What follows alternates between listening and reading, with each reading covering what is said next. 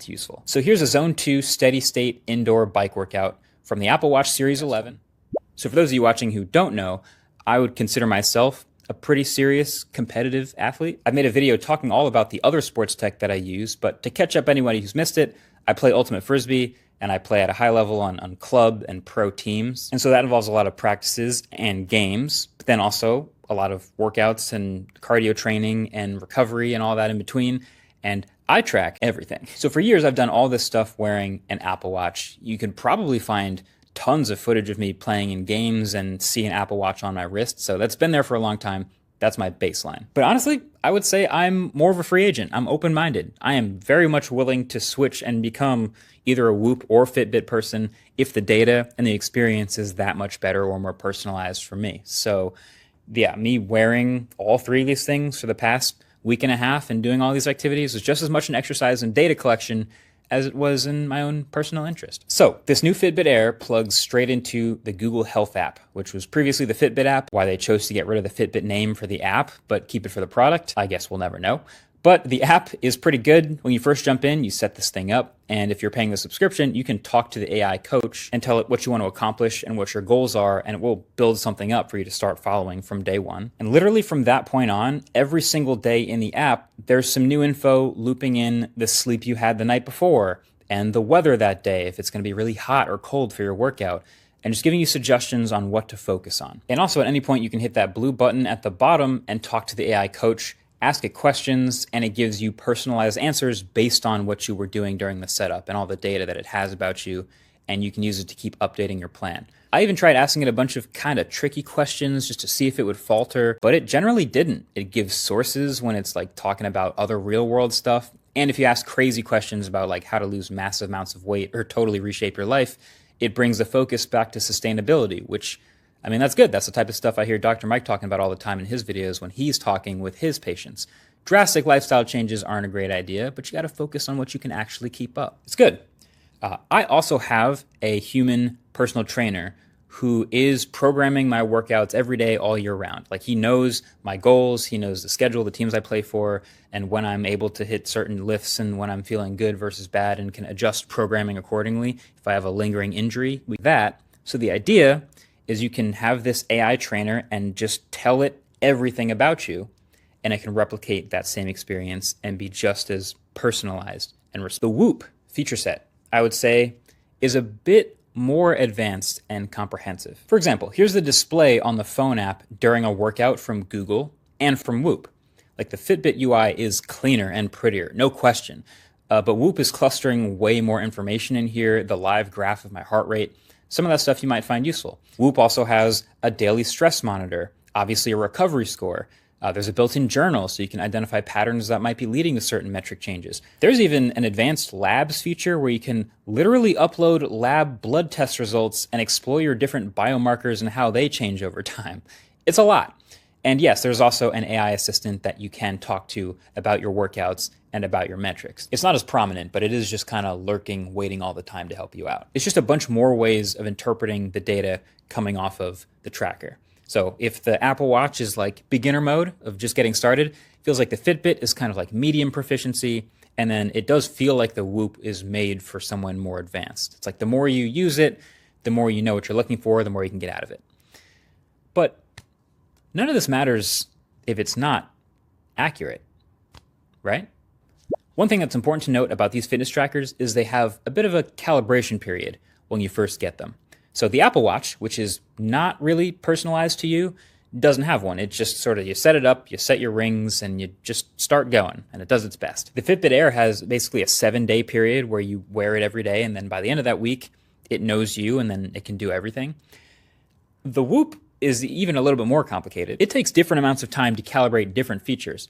4 days for your personalized recovery score, 7 days for health monitor, 21 days for health span, and a whole 30 days until it's fully calibrated for you. But I did immediately start wearing all three of these at the same time as I go through my normal week of practices, workouts, recoveries, and sleeps, just to see if the numbers were all the same. And honestly, at the end of the day, we know that these aren't like incredibly accurate, but it's more just about like, as long as they're consistent, right? Like if it's a little high and then a little low and then a little high again, that's not very useful. But if it's a little bit high every single time, then okay, I can calibrate myself to that, and that's useful. So here's a Zone 2 steady state indoor bike workout from the Apple Watch Series 11, the Whoop 5.0, and the Fitbit Air.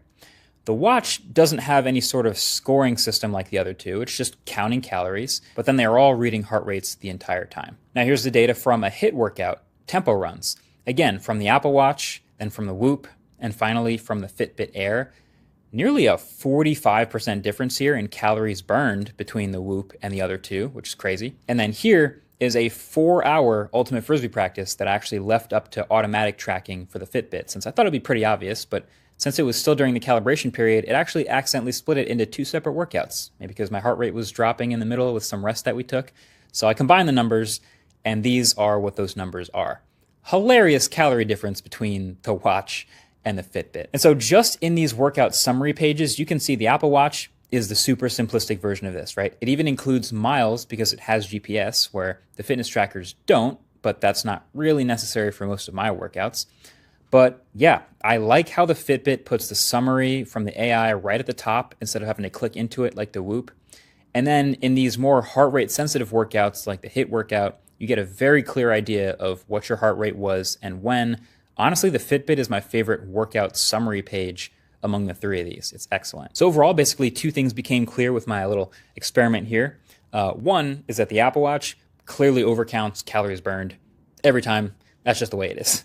But then 2 is that the Fitbit Air is pretty in line with the Whoop as far as heart rate numbers across the board, and it's just a little bit higher normally in total calories burned. The real difference is just in how they choose to summarize and present that data for you. So like every Whoop user is used to looking at strain and recovery percentage. The Fitbit doesn't have that. Instead, it has cardio load. That's just like the headline number. So Whoop's strain is on a scale from 0 to 21. And it's personalized based on your history and your health. Fitbit's cardio load, it doesn't really seem to have a cap, but it's basically measuring how elevated your heart rate gets from normal and for how long. So once the AI coach gets to know you well enough, it knows what that normal is, and then it can set a goal for cardio load for each week. It's funny, the first week it didn't really know me very well, so it assigned the frisbee practice as like a 327 cardio load when my goal for the whole week was 150, but it figured itself out later. But yeah, once you're calibrated, just like Whoop's strain, that is the glanceable number that you can check out just to generally see how much work you're doing.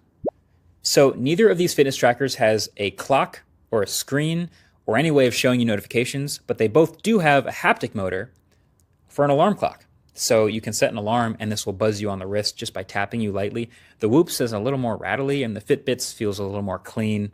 Both can be dismissed by just double tapping.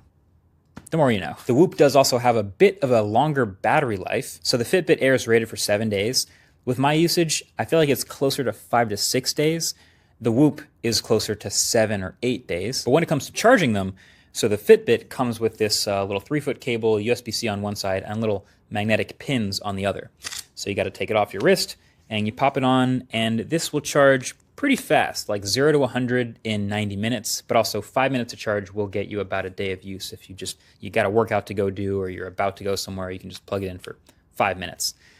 The Whoop, on the other hand, has this little puck here. Turns out Whoop people are so obsessed with never taking this off and having 24/7 data that the idea of missing 2 hours of it just to charge is unacceptable. So you get this little puck, you charge this with USB Type-C, and then you slide this puck on the rails onto the Whoop, and then it'll inductively charge the Whoop while you're wearing them both. So now you've got this little wireless charger heating up on your wrist. It's much slower, but you don't have to take the Whoop off. I'll just keep charging them while I'm in the shower. I don't wear them in the shower. Why do you have to?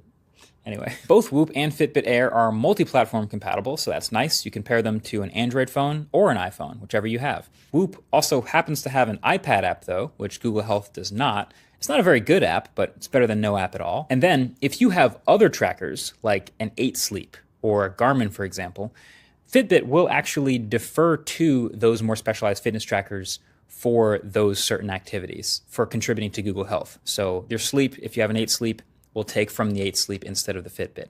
And if you go for a run with the Garmin and it has GPS and all these better metrics, it will take that instead of whatever would come from the Fitbit. And then you can always view sources for whatever data you're looking at when you're in the Google Health app, which is nice.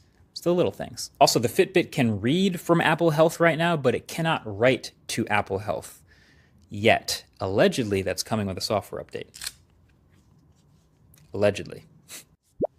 Wearing all 3 of these has taught me that there is room for all 3 of them in the fitness world. There's like a slider for beginner, medium, advanced. The Apple Watch sort of accidentally became a fitness device after its primary task of showing you the time and the notifications from your phone. Wear it all day, close your rings, get some steps in, the end. Super simple. The Whoop is the super dense, I really care version for people who are tracking every little thing and trying to optimize their recovery. And a lot of them, I would guess, are probably training for something they want to maximize their performance in, all bundled into a borderline predatory subscription model that we all universally hate. So then here comes a Fitbit Air aimed directly at the Whoop. It's the same screenless form factor, and it does 90% of what the Whoop does without any subscription, and you actually own the thing. So the natural reaction is that this does feel like a Whoop killer. But I'll add some nuance to it. This is a Whoop killer for people who just want more of the basics of health tracking, fitness tracking, your heart rate, your sleep tracking, your step counter, your calories, your workouts, all that stuff, because that's all included. You get that when you buy the thing and you own it. But with the subscription, it is a Whoop alternative from Google. And we know Google. This is a company that famously wants all of your data because they're literally a data and ads company. And the more they know about people, the more money they can make. So of course, it's Google that's willing to buy Fitbit and then sell a subsidized fitness tracker to get it in as many people's hands as possible, to get as much data from those people as they possibly can. It's just something to keep in mind because it's Google. So I think people getting the most out of Whoop and all of its personalization are going to continue using Whoop.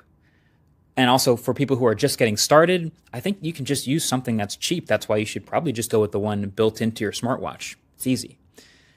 And then for everyone else, there's Fitbit. Me personally, I've gone through this experiment. I've worn them all. I haven't actually really made up my mind yet on which one I want to be. I want having notifications on my wrist, but I also want the extra data. So we'll see. Get subscribed to see which one stays on my wrist longer in future videos, and that's how you know which one I pick. Thanks for watching. Catch you guys in the next one. Peace.